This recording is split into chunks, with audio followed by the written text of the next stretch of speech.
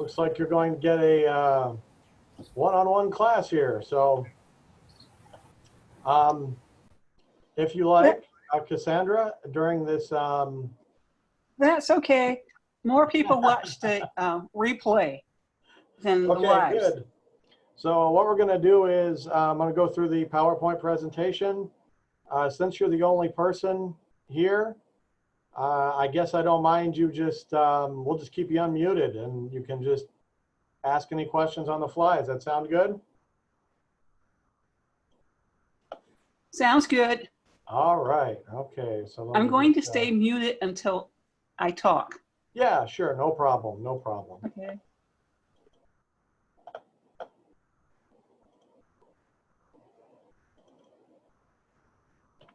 Okay. So going through the startup here. First off, this is iPhone Essentials. This is a basic class. You know, not sure if you've used an iPhone before or have had one before or have had any sort of tablet phone. But when I do a basics class, I do start from the beginning. I teach it like it is a basics program, like you do not know anything from scratch. So with that in mind, I like to get into some basic principles about you know, owning a phone in general or owning a smartphone in general.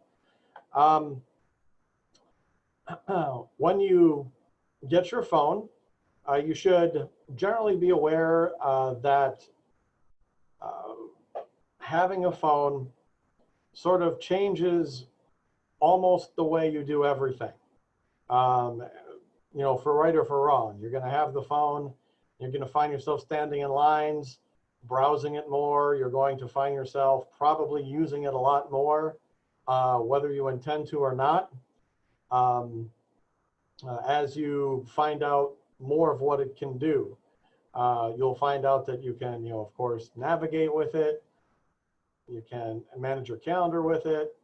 You can communicate wholesale a lot easier with it. You can basically get a lot more work done with it involved. There's a lot of tips and tricks you can do to make your work life easier. And literally, it tends to solve problems on its own. Just having a phone there makes it easier for you to accomplish everyday tasks. With that said, there's some disadvantages to having a phone to some degree as well. You need to be careful if you're on social media or whatever. You know, if you're, you know, feel you want to say something, sometimes you just need to make sure that whatever it is you're typing out, you're aware that it's can go out there and be permanent. So always keep that in mind, you know, when you're using it.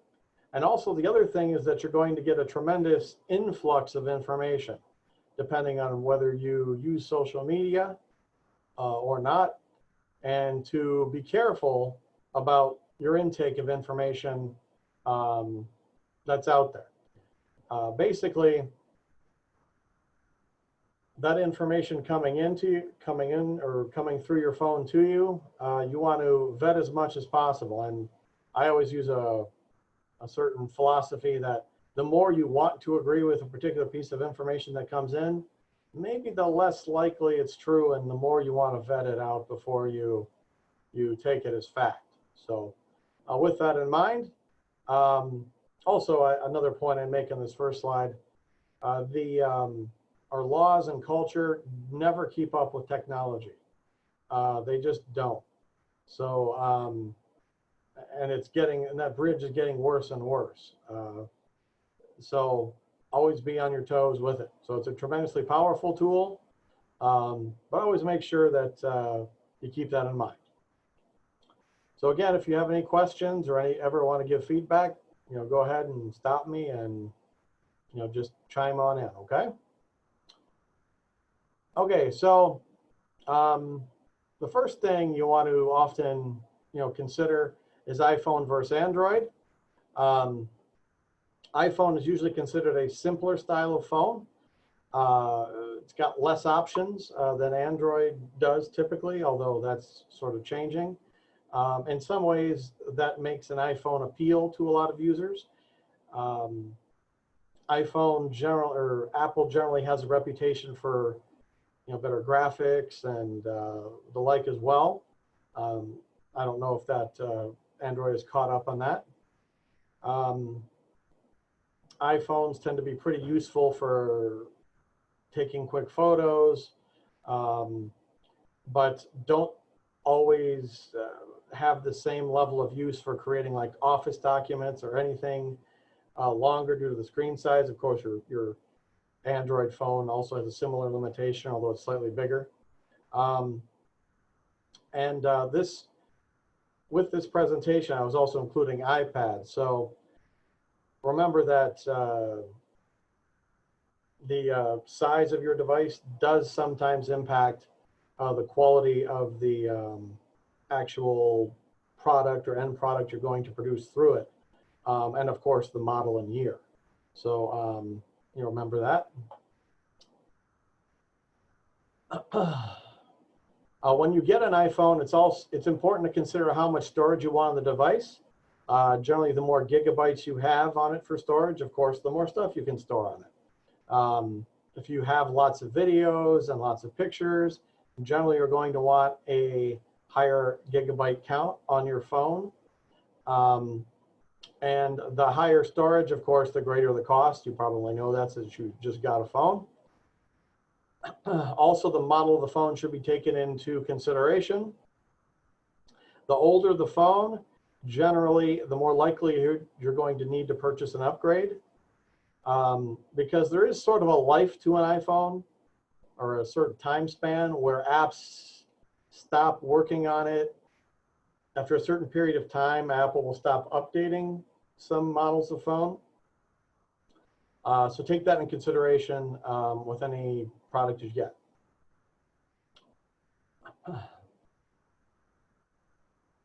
So when you have your phone, you should ask yourself what accessories you typically want to get. You might want a card charger. Do you use your phone at work, at the office?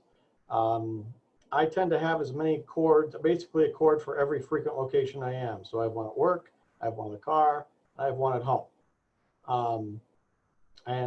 Also, it's good to have a few backups because cords burn out. They tend to go kaput or work or deteriorate quick, I've observed. So also, I tend to not get the official Apple cords myself just because they tend to be rather expensive.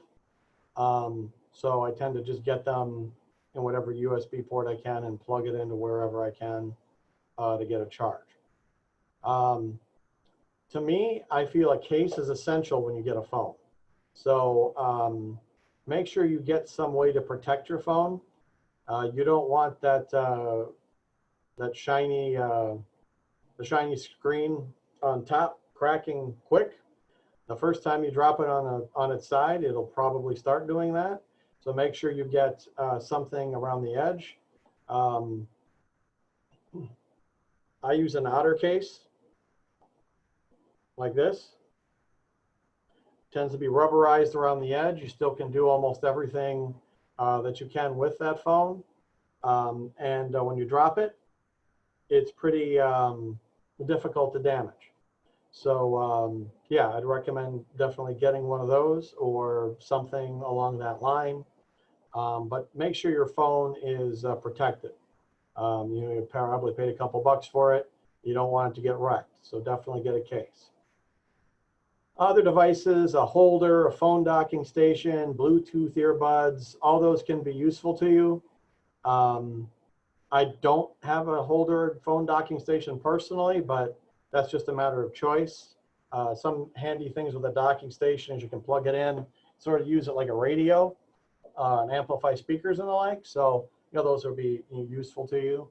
Bluetooth earbuds, you can walk around a little bit with them. You put your earbuds in, put your phone in Bluetooth mode and then walk around.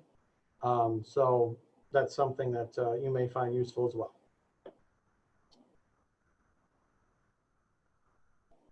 Okay, so do you have any questions so far?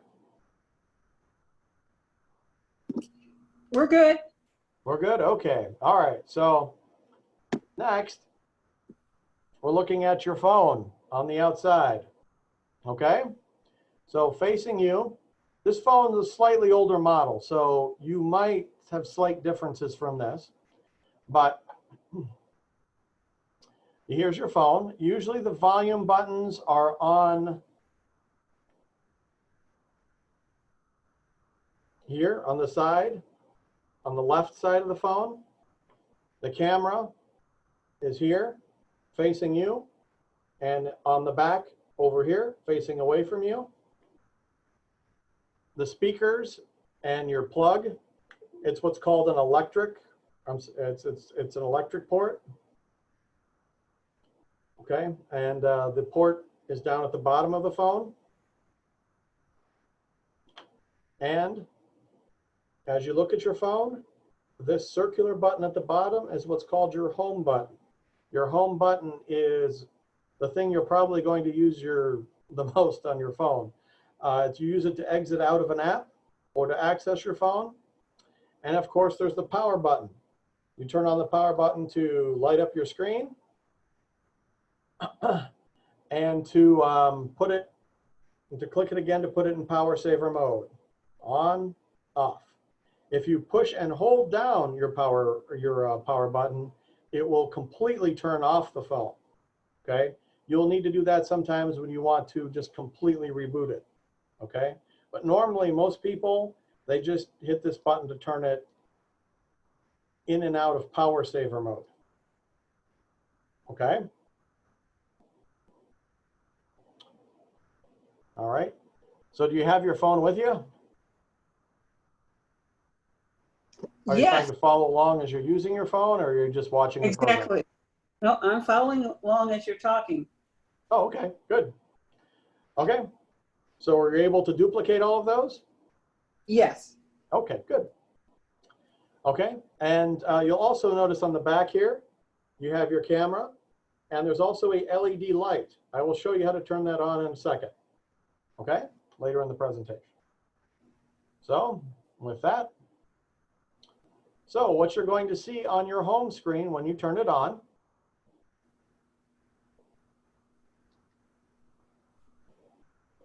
so let's see if I get this to that. All right, so when you see on your home screen, and the upper left is your carrier signal strength. You see those bars in the upper left there? That's how well the signal from your Verizon or AT&T or wherever you're getting it from is reaching your phone via satellite or tower or whatever. Okay? Next to that, to the right of that, is your wireless signal strength on the far right. What that indicates is, let's say you're at the library or you're at a restaurant or wherever you're at, and you want to try to tap into their Wi-Fi signal. That indicates how strong the Wi-Fi signal in that building is to reaching your phone. Okay? And those two can vary. Sometimes your Wi-Fi strength will be stronger inside a building, and sometimes your carrier signal strength will be stronger, often outside of a building. In the upper right of that home screen, you see your battery power. That, of course, indicates how much battery power you have left. When it gets to red, you plug it in, basically. All right? And in the middle there, you have your time and your date. It's pretty straightforward. Okay, you able to follow along there with your phone? Yeah, okay. I'm giving you a thumbs up. Okay. Oh, okay. I don't always see the icons. All right. All right. So now that you get on, now you're going to click on your white dot here to hit your home screen with all your buttons on it and app buttons. Okay. Now, usually when you hit your home button, you're going to see the icons that you see here on the presentation here. You're going to see your photos, your camera, your maps. These are more of the apps that I tend to use. There's probably a couple others that some people like to have on their homepage. This is more the preferences that I have here. So you have your photos, your camera, your map apps, your weather, your app store, your settings, your Safari, which is your internet, and then your phone, your email, and your texts. So a couple things with the apps that you're going to pick. I think generally a lot of these are going to be used often by you. You often want to know what the weather is. You want to know if there's rain in the next couple days. The map app is extremely useful. You can just type in an address, hit directions, and hit go, and it will dictate to you where you need to turn and drive to get to various locations. You can just put it down and just listen. Your camera and of course your photos are an integral part of what you're going to be doing. Safari is there, but personally I tend to use the Google app, the Google Chrome app. There's actually a Google app you can get through the App Store, and I tend to use that to search the internet more than I tend to use Safari. Although sometimes you'll get to a page and it will kick to Safari or automatically go to Safari as a supplemental page. But I generally access the internet personally through Google. Also the settings button, the settings app, or this app right here, that is a default app, and that leads basically to the guts of your phone. That leads to all the tools, whether you make your phone light or dark in terms of the background, whether you make it brighter or darker, all kinds of different things are in your setting. So whenever you have a problem with whatever issue you might have in terms of using it, you're going to be going through settings often to adjust that. So that's a very important app. Also, the App Store. The App Store is what you're going to be using to get into all the other, or adding apps to your phone, basically. So for instance, you're going to be getting probably Google through the App Store, or whatever, Facebook or Twitter, or as social media or whatever else. I mean, there's all kinds of apps that have fun games, useful tips and tricks and tools. I have sports apps, and I have a radio app, and this is Splashtop, which allows me through work, and this is for work, and all these other fun things. So these are all different things that you might find useful on your phone here. These are your more commonly used communication apps. Of course, your phone, your email, and your texts. Okay, so those are generally some of the more frequent things you're going to find on your home page. So when you open up settings, this is sort of an example of what it looks like here. I don't go into this in great depth, but if you have a new phone, you're probably going to want to explore it a little bit to get an idea of what you can do in it. So when you open it up, it's going to tell you who you are. It's going to let you know if there's any software updates that you need to add to it to make sure your phone's current. Sometimes if your phone starts to have problems, it's partially because you haven't downloaded an update. Next is your Wi-Fi. This is important because you can turn your Wi-Fi on and off. And you may ask, well, why would I ever want to turn Wi-Fi off? Sometimes you start running into a conflict. Let's say you're in a basement or something, and Wi-Fi is on, but your Wi-Fi signal strength, remember as we discussed, is weak. Remember how I showed you in the upper left of the phone here? If it's weak, sometimes it will try to connect constantly and won't quite work. And so what you need to do is switch off Wi-Fi so you get on your carrier signal strength or the satellite signal to your phone. So sometimes you want to switch it off so you can turn on the carrier signal, your Verizon or whatever signal, to get data through that. Okay? And that happens sometimes, especially if you're at home. And let's say you have Wi-Fi at home and you walk out onto your porch, or you walk a little bit of distance away from your house, you notice the Wi-Fi signal will go down a bit. And then you'll be like, hey, how come my phone's a little slower? And that's because the Wi-Fi is not really reaching your phone. So take that into consideration. Other than that, if you have a good Wi-Fi signal, it's often advised you do that. It'll save you, data and resources on your phone.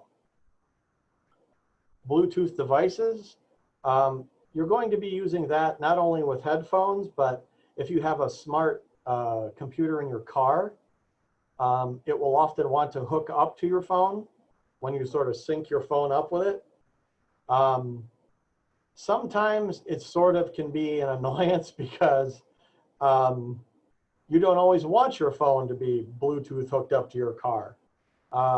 Sometimes you'll be trying to listen to the radio and your phone constantly interrupts it, or you may have another person in the car and their phone is constantly trying to Bluetooth onto your radio, and it starts to get a little confusing. Or maybe you're in someone else's car and your Bluetooth device wants to connect to their radio. So sometimes you want to turn that off so you avoid that conflict. And sometimes you want it on because you do want your music or whatever to flow through your phone to your device. So your cellular carrier will let you know, who your carrier is. And then sounds and haptics, that's your ringtones and alert. If you want to get off the standard ringtone to something more exotic or some sort of a special song, that's what you would do to switch that around. So, okay. Move on here. So here's some more settings. General is important because that leads to storage on your device. If your phone starts getting real slow, sometimes it's because you may have a ton of apps and you downloaded a few movies and you got thousands of pictures, and that starts to eat up your storage space. And when that starts to max out, your phone's going to start having some performance issues, especially if you try to view any of those pictures or movies. So take that into consideration.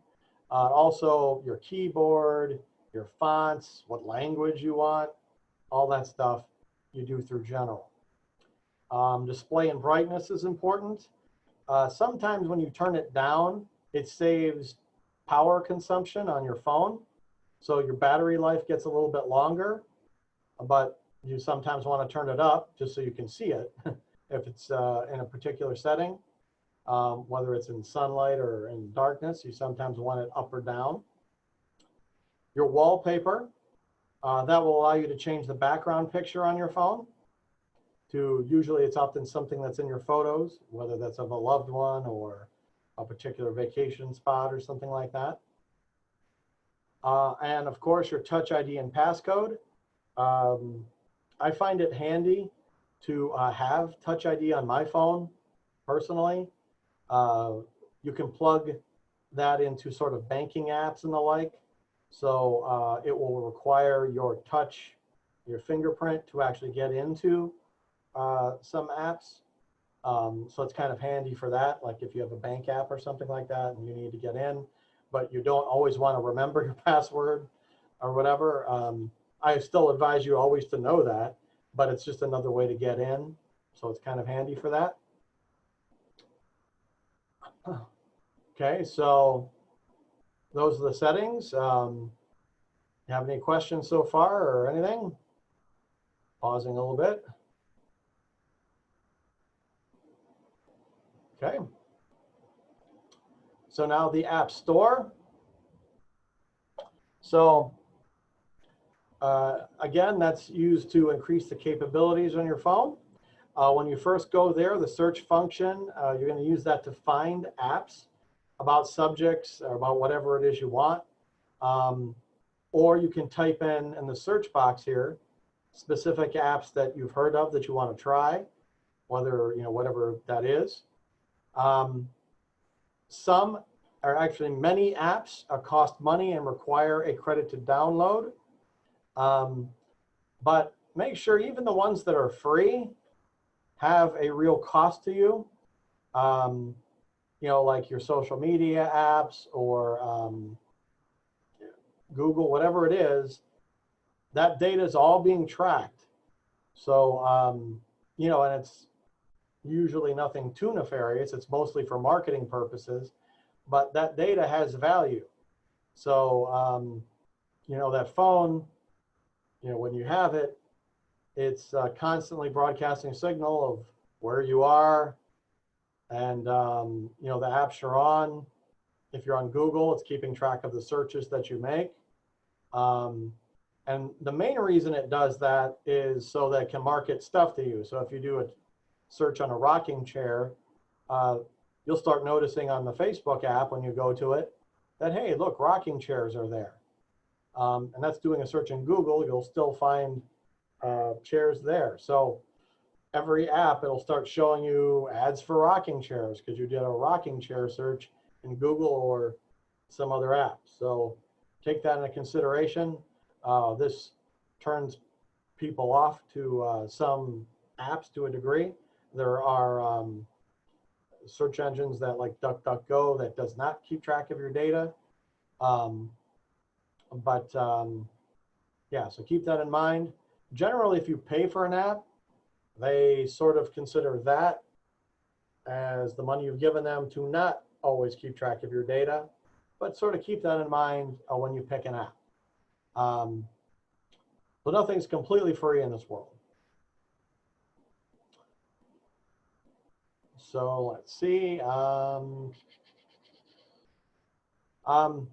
When you get your phone, you're often also going to probably set up a password with it and an Apple ID account. I don't know if you've done that yet, but make sure that you keep good track of the Apple ID and the account because you are going to need it. And the funny thing about an Apple phone is you'll set that up, you'll download a bunch of apps. Every time you download an app, you probably are going to need that password or you're going to need that thumbprint. Okay, so keep that in mind when you do that. You'll sometimes, when you get your phone, you're excited, you download a few apps, and then you don't do anything for months, and then you go, oh, wow, I need a new app on my phone. And you get there, you go into the store, and you're like, oh my gosh, I forgot what my password is. And then you have to go through kind of a rigmarole to find out what it is or change it. So try to keep track of that as much as possible, especially with an Apple device. In terms of some frequent apps you're going to use, social media, the big ones are, Facebook, Twitter, Instagram, and TikTok. Facebook, Twitter, it's almost in that order, by the way, from the oldest average user to youngest average user. Facebook tends to be for older users. Twitter, Instagram, and TikTok tends to be for your youngest user. So take that into consideration. It's almost like every generation has their own social media app they use. I have 3 of the 4 on my phone. Search engines, Google, DuckDuckGo, and Yahoo. For me, Google tends to produce the best results, but then again, I don't necessarily mind them keeping track of too many searches, but I understand where people may not want to. And there's DuckDuckGo and Yahoo. Yahoo will also keep track of your searches, by the way, I believe. So those are some of the apps that you are going to consider. Okay, so iTunes Store. So this is something slightly different. On your home screen, I should have pointed to that, but there's another app right next to the App Store, and it's called your iTunes Store. You mainly are going to use that app to download content. movies, music, stuff like that that you want on your phone. You're going to need a credit card. And that's something you're going to need, sometimes need for the apps as well. What usually happens is when you put in your credit card, you'll buy a couple apps, and then automatically at the end of the month, it will charge your credit card for the apps that you buy, or anything that you buy. It will always verify that you actually want to get it. So if something costs money, it'll say, you sure you want to spend $2 on this song or $5 on this movie before you do purchase it. And then it downloads onto your phone. Now, something to consider when you do buy something, you really haven't bought it. It's not like buying a cassette tape or something like your CD. You don't have a physical thing in your possession. What you've bought is its use through Apple. So if you switch to an Android or something like that, you may or may not have access to that song later on. So take that in consideration. Now, what movies and music you can't hold on your phone, for whatever reason, are going to go into a cloud tied to your account. From there, you can upload or download as many music or songs as you want to, and you can also put pictures in there. You can also use iTunes to move files to and from a computer. You would do that by taking the cord, the power cord, plugging it into the USB port on your computer. It will often ask you, hey, do you want to allow this phone access to your computer on the computer? And on the phone, it'll ask the same question. So you're going to get often multiple questions. You say yes to both. And from there, you would click on your operating system. Unfortunately, I can't show you too much with it. But your iPhone will appear sort of in a way a USB does, or like a flash drive does. And then you click on it and you have access to your pictures. But not everything is available there. So that's how I generally move pictures to and from my phone, is via that. But there are other ways to do it as well, which I'll show you a little bit later in the presentation.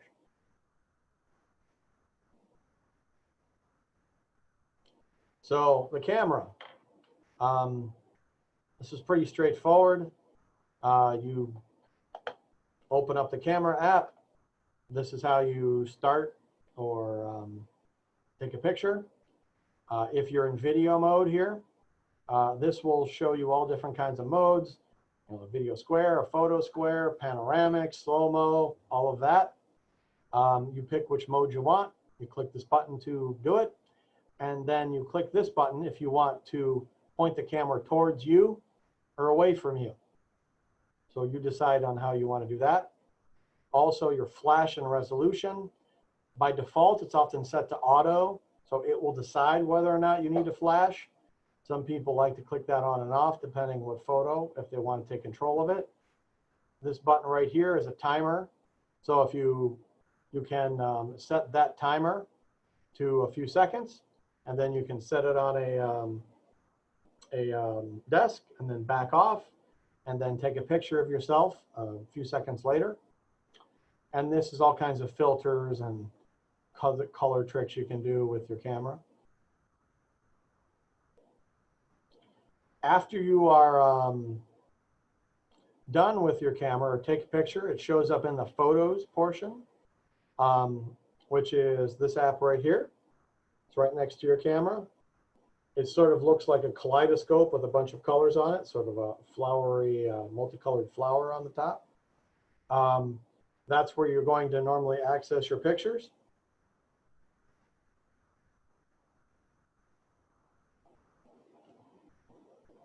Okay.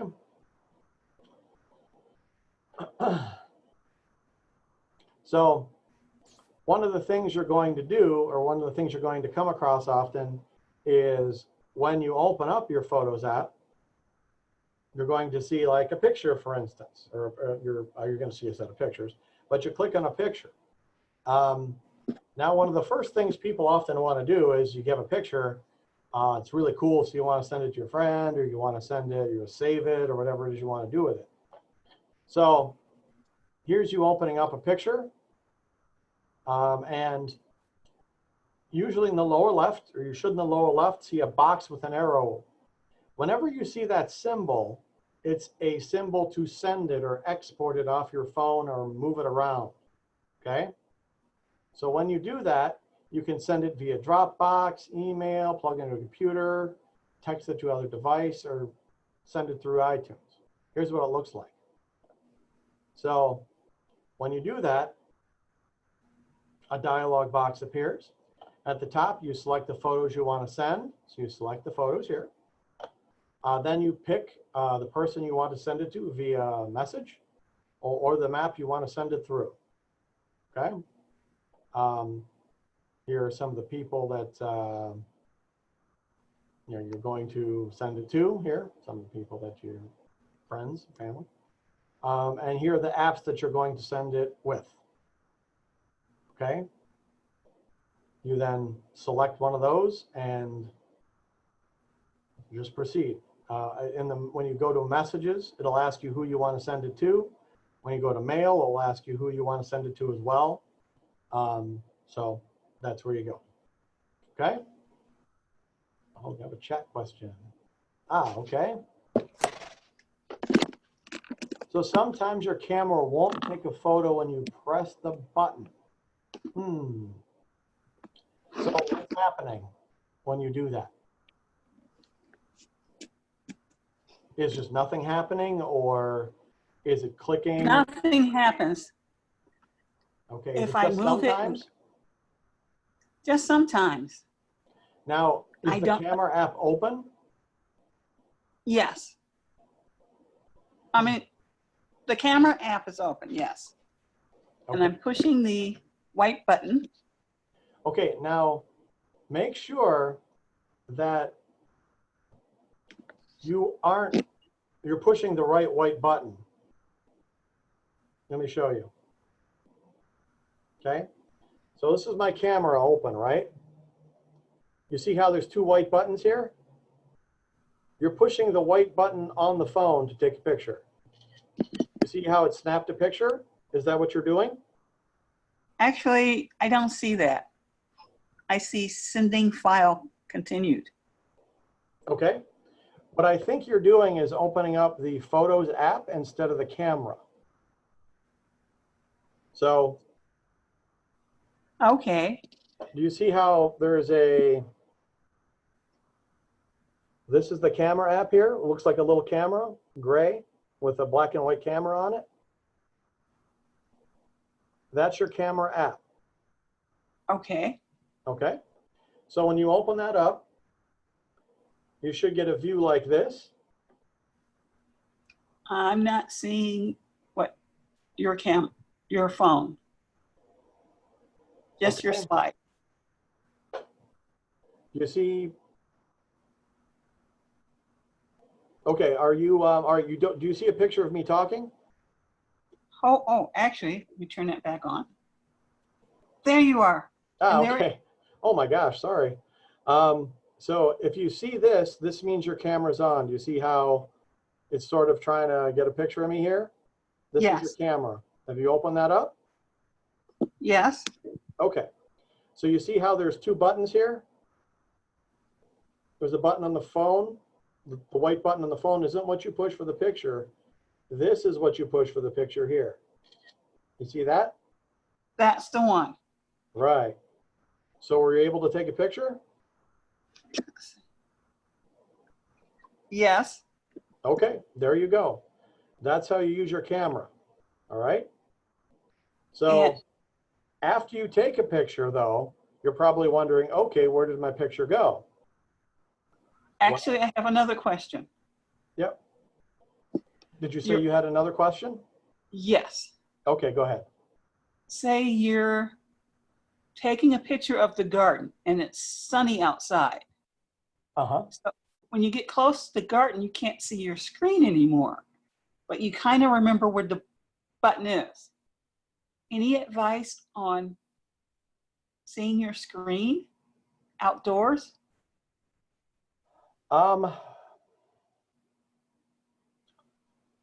That's kind of a tricky question. You're right. You do get some washout with the sun. Do you remember in general settings, I had on a couple slides ago, where it showed the brightness setting? Yes. You can adjust that to see a little better in daylight. Okay. Okay, that will affect it a little bit, but it's sort of a,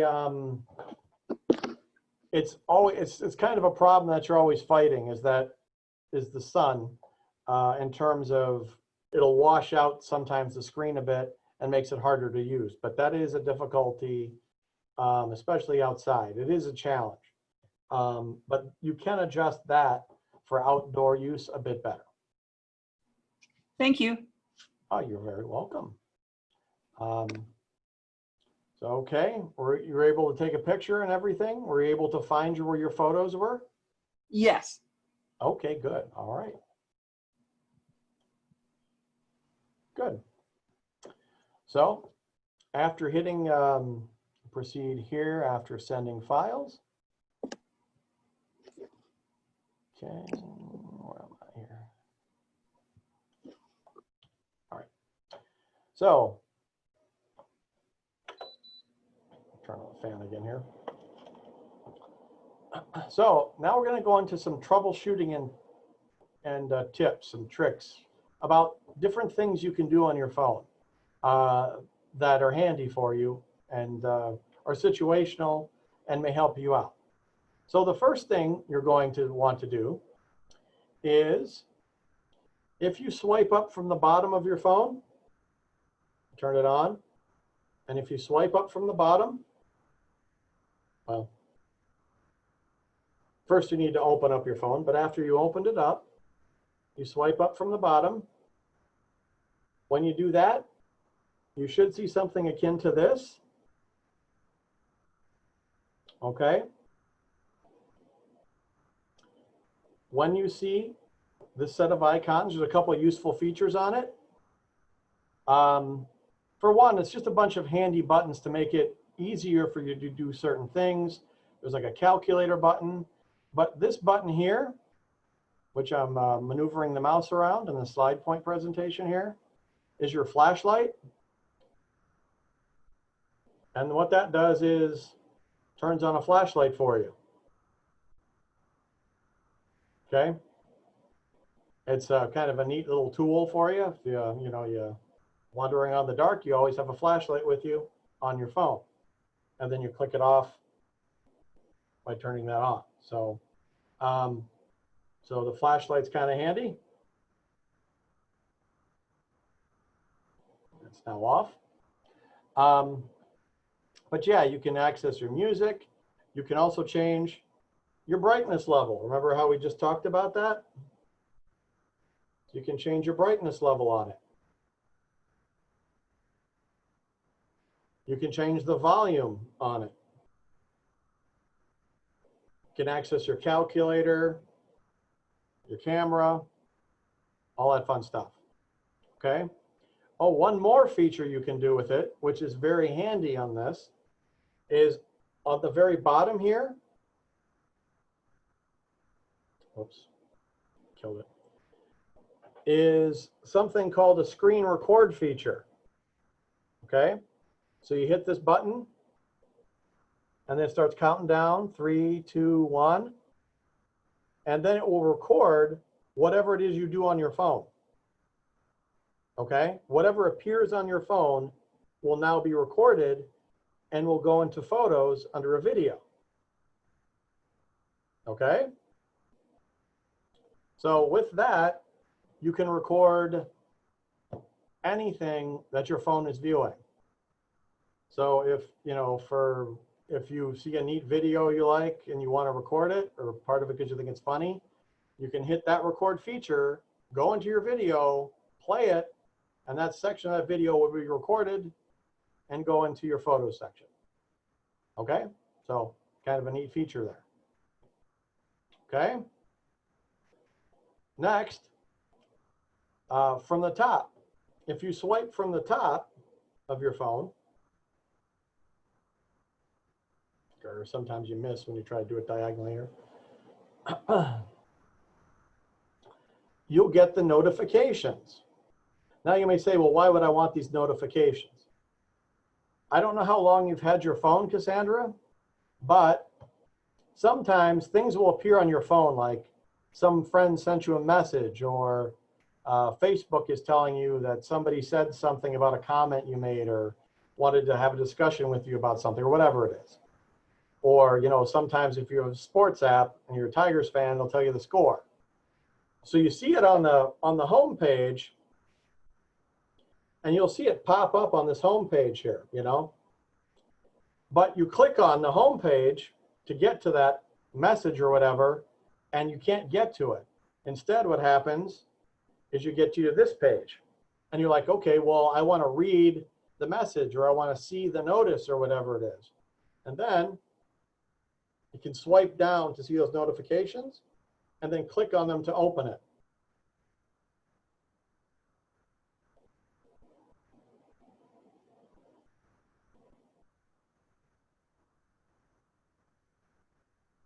Okay, see, I just got a new notice about 2 seconds ago. So, okay.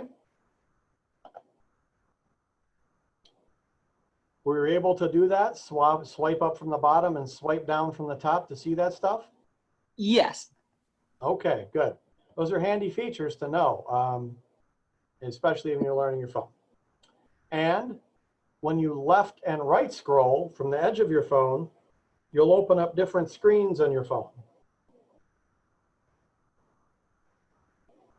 Okay, now I have a lot of stuff on my phone, so I need to have it on 2 or 3 different screens. You may not need that many. I just have all kinds of stuff on here. I probably can get rid of a lot of these icons, to be honest with you. Okay. Oh, one more thing. When you download an app onto your phone, this is how you get rid of an app. You're going to click on an app with your finger, and then you hold it. All right. When you do that, it's tough to see, but all the little icons start shaking, and a little X appears in the upper left of it. If you hit that X, it deletes the app. It'll ask you to confirm that you want to delete. In this case, I'm deleting Angry Birds because I don't think I've played it in a while. And then when you're done, you hit the white home button. Okay? So that's how you get apps off of your phone. Okay? Okay. All righty. So let's see. All right, another handy tool, force quitting apps. What this is sometimes, for whatever reason, an app just hangs. All right? And you can get out of the app and into the app, but for whatever reason, Twitter or social media or whatever it is, the page just isn't working right, and it just hangs, and you can't see the video you were watching because it stops. Okay? Well, here's how you fix that. If you double click on the home button here, you'll see a list of different things you can scroll through that appears. All of these are apps that you've recently used. Okay? And after you pick one, you swipe up with it. You see how it goes away? That shuts off that app. So it effectively restarts that app for you. So when you go back into it, it should work better, or should restart and work. Okay? It's a handy trick. Since you have a new phone, you're probably not going to run into this too much, but later on, you might. So that's how you force quit an app or shut it down so you can reuse it later. Okay, oh, looks like I got a question. Okay. Okay, you're welcome. All right. Okay, so Got a couple more slides here. Screenshot. This is another neat little feature about your phone. Sometimes you just want to take a picture of what's showing on your phone. You know, say you wanted to take a picture of a certain text that your friend sent you, or a picture that you saw on Facebook or something. You just want to take a screenshot of what your phone shows. Well, here's what you do. You click on the power button on the side of the phone, and you click on the button, the home button, at the bottom of the phone at the same time. You see how that made a little camera sound there? At the same time, it made a screenshot in the lower left of the phone here. When you do that, it allows you to select it.